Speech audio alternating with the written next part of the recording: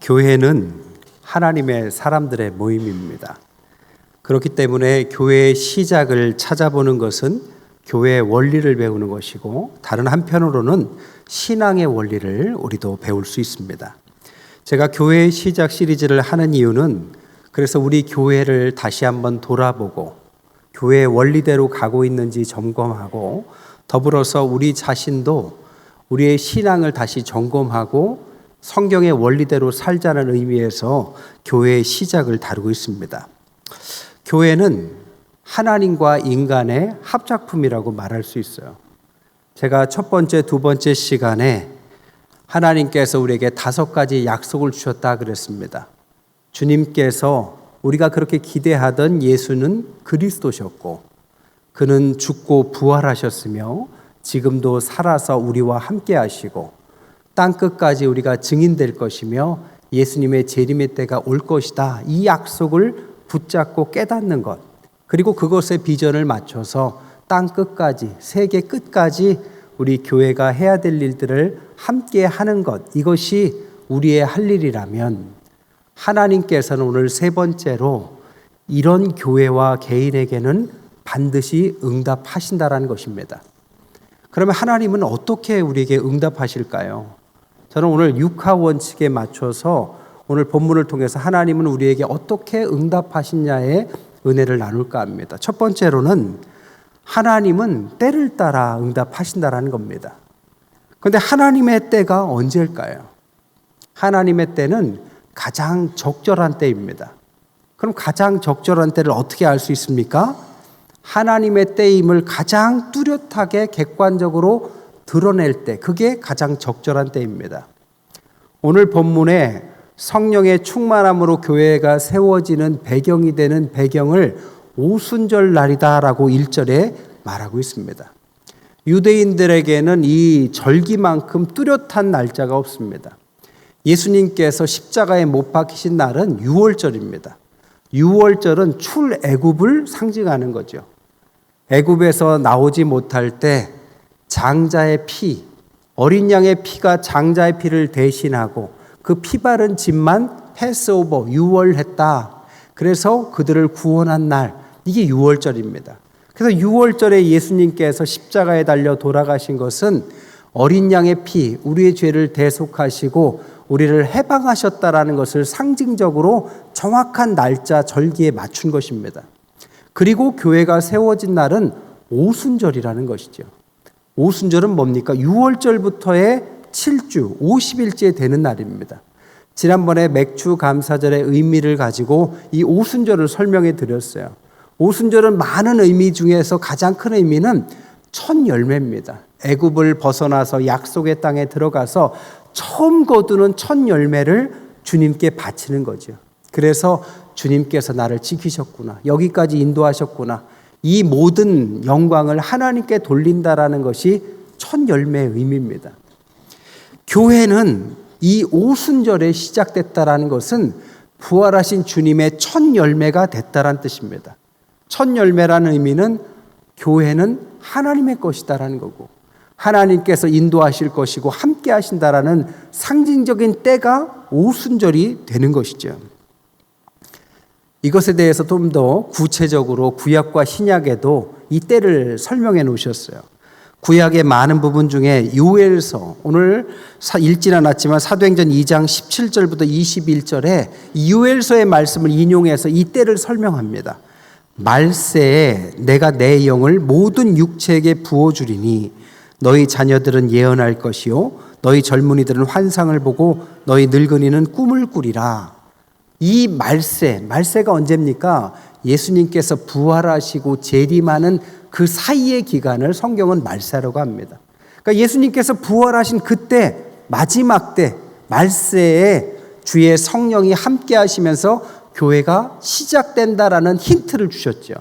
그리고 신약에 와서 예수님께서 사도행전 1장 4절 5절에 사도와 함께 모이사 그들에게 분부하여 이르시되 예루살렘을 떠나지 말고 내게서 들은 바 아버지께서 약속하신 것을 기다려라.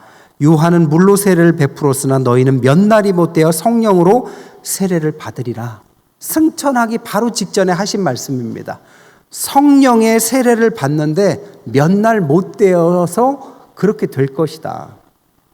6월절에 예수님께서 십자가에 달려 돌아가시고 오순절에 교회가 시작됐다면 그 사이가 50일입니다. 50일째 성령의 강림하심으로 교회가 시작됐는데 그 사이를 살펴보면 6월절 십자가에 달려 돌아가시고 사흘 후에 부활하시고 40일간 승천전에 활동하시다가 승천하신 거죠. 그럼 50일에서 이 날짜들을 빼면 몇 날이 못된 그 몇 날이 얼마나 될까요? 7일에서 길어야 열흘 사이입니다. 기도해라. 몇 날 안 있다가 성령의 함께 하심으로 내가 너희랑 함께 교회를 줄 것이다 라고 약속하신 그날을 힌트대로 오늘 성령의 부활할 성령의 충만하신 역사를 주셨다라는 것입니다. 즉 하나님의 응답은 정확하고 뚜렷하고 어찌 보면 가장 적절할 때 길지 않은 시간에 누구라도 객관적으로 이해할 수 있는 시간에 응답하신다라는 겁니다. 두 번째, 하나님은 어떻게 응답하시느냐? 어디에서 두 번째 응답하셨을까? 2절에 보니까 하늘로부터 응답하셨다. 이 하늘로부터라는 의미는 두 가지를 말해요. 첫째, 하늘로부터 응답했다는 뜻은 땅에서부터는 아니다라는 뜻입니다. 여러분, 성령은 땅에서 오는 것이 아닙니다. 저 하늘에서 오는 것이죠. 그런데 왜 자꾸 우리는 땅을 바라볼까요? 골로새서에 뭐라고 합니까? 위의 것을 찾아라. 성령은 저 하늘에서 오는 것입니다. 우리는 땅에 삽니다. 하지만 하늘에서 오는 것을 바라보는 하나님의 백성입니다. 그렇기 때문에 하나님의 백성 교회는 품위가 있어야 되지요. 어떤 품입니까? 하나님의 백성, 하늘나라 백성 같은 품이죠. 그것을 레위기 19장에는 너희는 거룩하라 이렇게 표현해 놓으셨어요. 그럼 구체적으로 어떤 품위를 지켜야 될까요? 거룩하라 뒤에 나오는 구절을 보면 부모님을 경외하고 안식일을 지키고 화목의 제물을 나눠 먹고 떨어진 이삭을 어려운 사람들을 위해서 남겨두고 이웃을 억압하지 않고 장애인들을 돕고 불의한 재판을 하지 말고 이웃을 미워하지 말아라.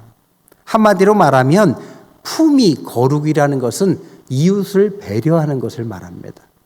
하늘나라 백성은 이웃을 배려할 줄 알아야 되는 거죠. 또한 하늘이라는 의미는 우리의 본향이 하늘이다라는 것을 말하는 것입니다.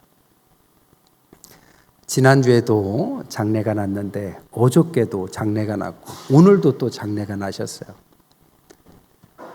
우리가 다 때가 되면 하늘나라로 가게 된다는 것을 말합니다. 우리의 고향은 이곳이 아닙니다.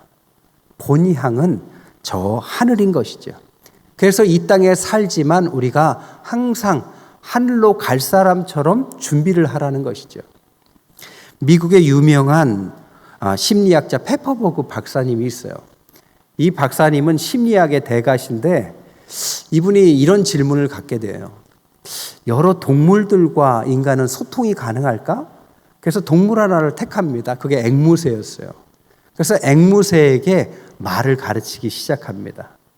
시간을 가지고 가르치니까 앵무새가 말을 알아듣기 시작해요. 대략 100개의 단어를 사용하더래요. 그리고 간단한 대화는 소통이 가능하더래요.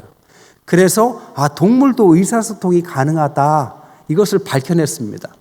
그리고 나서 그분께서 그 앵무새를 잘 케어했는데 앵무새가 한 30년 정도 살다 죽습니다. 그 죽는 앵무새가 인간과 소통했던 앵무새가 유언을 남겼어요. 뭐라고 남기신 줄 아십니까? 착하게 지내라. 서로 사랑해라. 여러분, 동물도 이런 유언을 남길 줄 압니다. 하물며 만물의 영장이고 하나님의 백성들이 이 땅에 살면서 저 하늘을 바라보면서 살아가는 우리가 동물보다 못하면 되겠습니까? 그래서 우리가 천국을 바라보는 사람답게 살아야 된다는 것입니다. 두 번째, 하늘로부터라는 의미는 성령은 내부에서 생성되는 것이 아니다라는 것입니다. 성령은 저 하늘 외부에서부터 우리에게 부어지는 것입니다. 여러분, 우리가 아무리 노력해도 성령을 생성할 수는 없습니다. 아무리 착한 일을 하고 노력하고 공부한다 한들 우리 내부에서 성령이 만들어지는 것은 아닙니다. 성령은 하나님께서 우리에게 부어주시는 것입니다. 그때 은혜가 있는 것이죠. 은혜가 뭡니까? 그럴 만한 가치가 없는 사람에게 그 이상의 것들을 부어주신다는 의미죠. 연약한 우리들에게 하나님께서 성령을 부어주시죠. 은혜를 부어주십니다. 그래서 우리가 기도해야 되는 것입니다. 하나님, 전 연약합니다.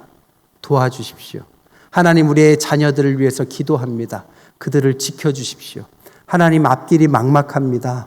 주님, 하늘로부터 오는 그 신령한 능력을 허락하여 달라고 기도할 때 그것이 성령을 통해서 하늘로부터 부어진다는 것입니다.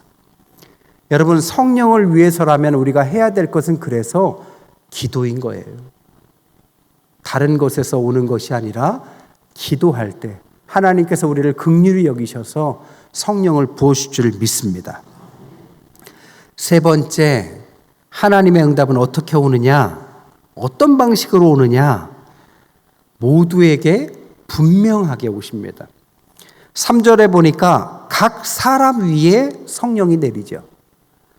제자들이나 사도들이나 제사장들에게만 성령이 내린 것이 아닙니다. 모인 모든 사람에게 평등하게 성령이 내어주시죠. 성령은 모든 사람에게 내어주십니다. 이것을 신학적으로 만인 제사장이라고 그래요. 주일에는 목회자들이 제사장 역할을 하겠죠. 하지만 평일에 여러분의 직장과 학교와 여러분의 가정에서 여러분이 제사장입니다. 그래서 하늘의 백성답게 제사를 지내는 거죠. 부끄럽지 않고 거룩한 모습으로 직장에서, 사업에서, 학교에서 제사장 역할을 하는 것입니다. 또한 성령을 표현할 때 2절과 3절에는 급하고 강한 바람 같고 불의 혀와 같다. 바람과 혀로 표현했다라는 것입니다. 지금 에어컨을 켜놨어요.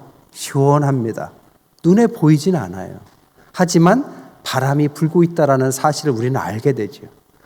하나님의 성령이 이렇다라는 겁니다. 눈에 보이진 않지만 주님의 성령이 임하시는 거죠. 그럴 때 주님의 실체를 깨닫게 되고 살아계심을 깨닫게 되는 것입니다.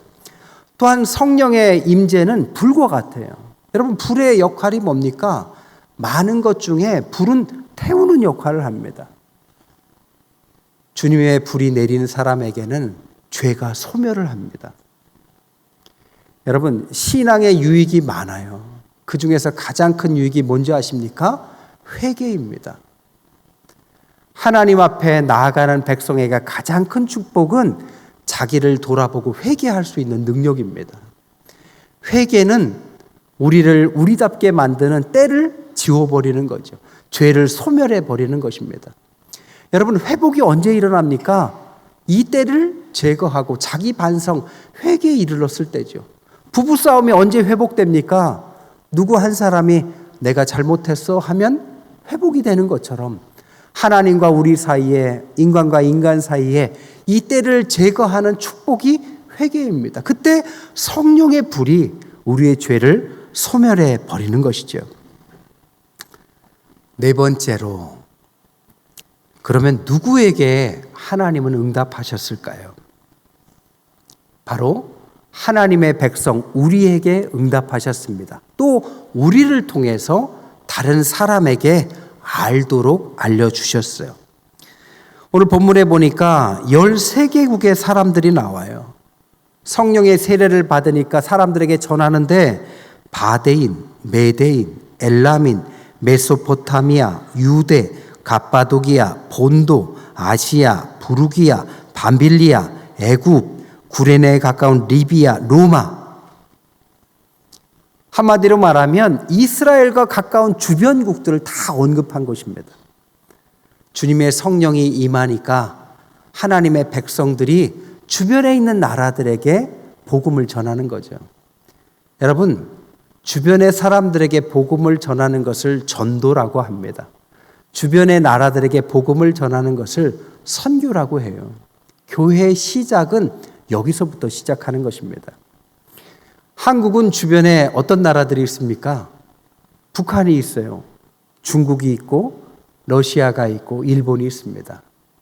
이웃들이 다 공통적으로 참 고약한 이웃들을 갖고 있어요. 우리 교회는 러시아도 선교하고 중국도 선교하고 일본도 선교하고 있습니다. 북한은 아직 안 하고 있어요.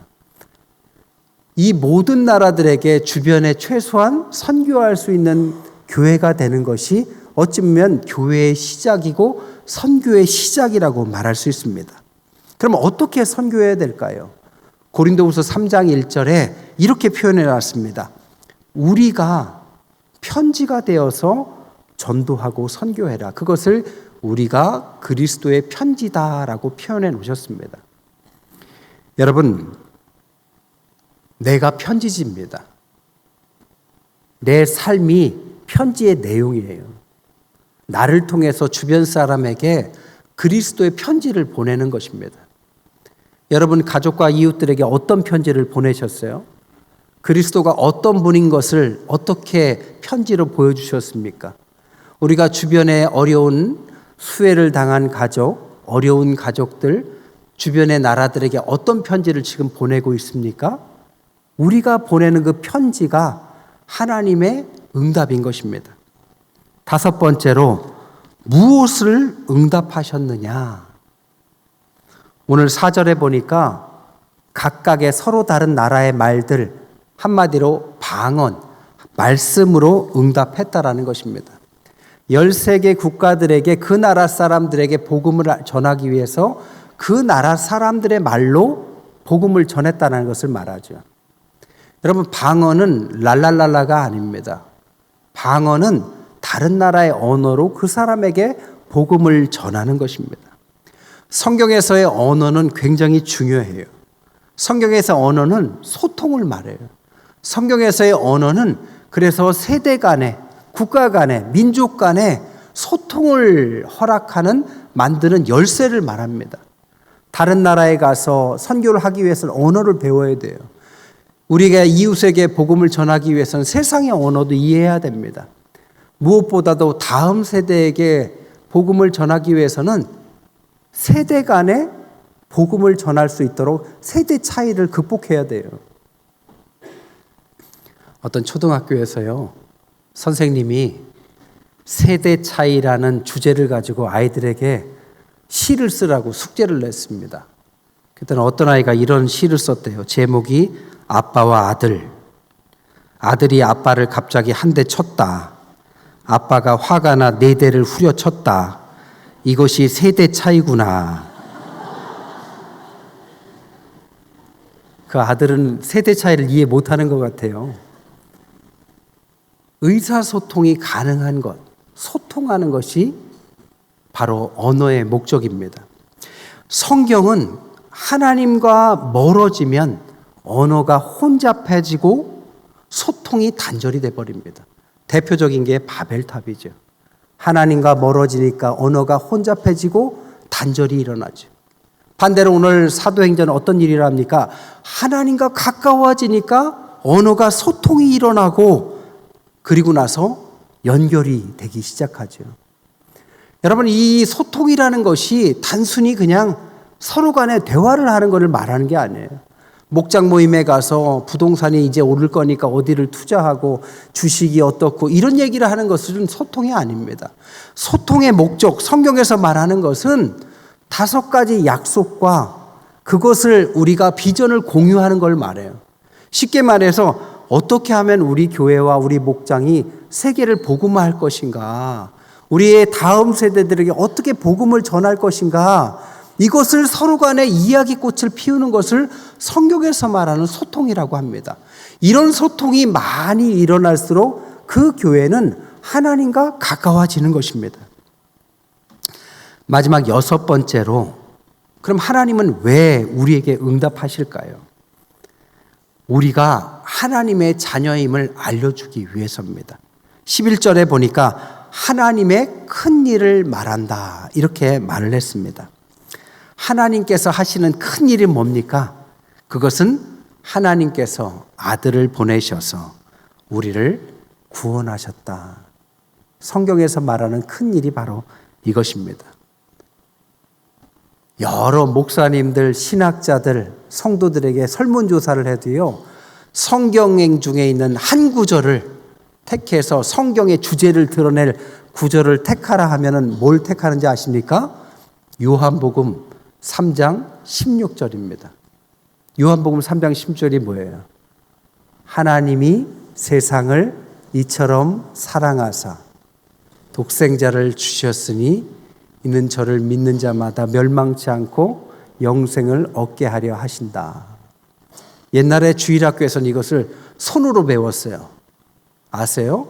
하나님이 세상을 이처럼 사랑하사 독생자를 주셨으니 이는 저를 믿는 자마다 멸망치 않고 영생을 얻게 하려 하신다. 여러분 안 배우셨어요? 어디 교회 학교 나오셨어요? 하나님의 큰 일이 바로 이것입니다. 이 일을 위해서 응답하시는 거죠. 이 응답을 받은 결과가 뭐냐? 13절에 술 취한 것 같은 모습이다 라고 말합니다. 술 취하면요 두려움이 없어진대요. 술 취하면 막 기뻐한다고 합니다. 술 취하면 어린아이와 같이 된대요. 술 취하면 이성을 잃는다고 합니다. 우리가 하나님의 약속을 기억하고 그것의 비전을 모으고 하나님 앞에 나아가는 교회와 가정과 개인에게는 하나님께서 함께 하심으로 응답하는데 결과적으로 어떤 응답이냐? 술 취한 사람과 같은 응답. 그래서 그런 사람은 하나님 앞에 살기 때문에 삶의 두려움이 사라집니다. 그런 사람은 주님 때문에 기뻐합니다. 그런 사람은 어린아이와 같이 솔직해지고 부끄러움을 없어져요. 그리고 자기를 막 내어놓습니다. 그리고 이성의 한계를 벗어나서 살아가려고 하는 거죠. 여러분, 교회는 천국입니다. 교회는 하나님 나라의 모델 하우스 같은 곳입니다. 모델 하우스, 아파트를 분양할 때 모델 하우스 가보면 진짜 그 집에서 살 건 아니지만 내가 앞으로 살 집이 저런 모양이구나. 이렇게 꾸미면 예쁘겠구나. 아, 이곳이 앞으로 내 집이 되겠구나라는 걸 알려주는 것처럼 실제 이 땅에 살아가는 우리 교회는 완벽한 하나님의 나라 천국은 아니지만 앞으로 우리가 저 천국에서 어떻게 살겠구나를 보여주는 모델 하우스와 같은 작은 천국이 되는 것입니다. 이제 이것을 누리지 못한다면 우리가 진짜 천국에 들어갈 수는 없습니다. 내 힘으로 혼자 하는 것이 아닙니다. 주님 앞에서 약속을 믿고 따라가는 교회와 성도들이 그 믿음, 비전을 공유하면서 이야기꽃을 피우고 함께 애쓸 때 하나님의 성령의 역사하심으로 이런 작은 천국이 이루어질 줄 믿습니다. 우리 태평의 교회와 목장과 모든 가정에 하나님의 천국이 임하시기를 주님의 이름으로 간절히 축원드립니다.